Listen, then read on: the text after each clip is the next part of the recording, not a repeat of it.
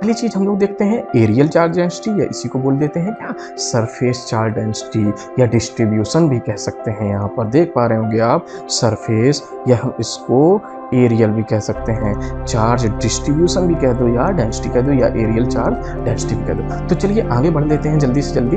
यहाँ पर क्या हुआ देखो जरा, तो एरियल चार्ज डेंसिटी हम लोग समझ गए। यहाँ पर देखो क्या है, तो जो चार्ज होगा वो पूरे के पूरे एरिया पर फैला।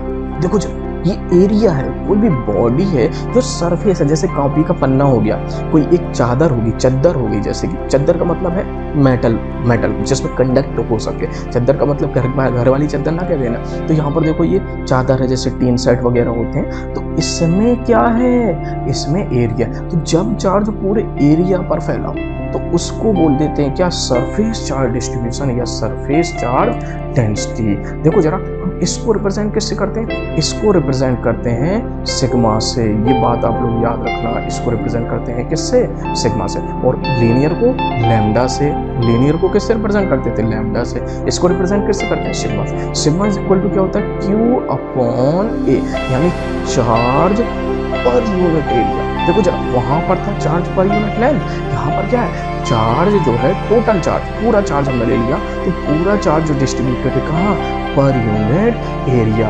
और ये सरफेस एरिया है किसी भी बॉडी का, ये एरिया हो गया। तो यहाँ पर देख सकते हैं क्या होगा, the quantity of charge per unit area. जो चार्ज की क्वांटिटी होगी पर यूनिट एरिया जो चार्ज फैला होगा उसी को कहा जाएगा सरफेस चार्ज डेंसिटी। रिप्रेजेंट करेंगे किससे, सिग्मा से। अब इसके अगर हम इसकी यूनिट निकालें तो क्या हो जाएगी, आप लोग सभी लोग देख पा रहे हो, ए एरिया है, एम्पियर से कनेक्ट मत कर देना, एम्पियर तो करंट की होती है, आपने पीछे देखा था। तो क्यू की होती है कूलॉम, और एरिया की यूनिट क्या होती है, आप सभी को पता है भैया, क्यू की क्या होती है, कूलॉम, और एरिया की क्या होती है, मीटर का स्क्वायर। तो हम इसको ऐसे कह सकते हैं C अपॉन एम स्क्वायर।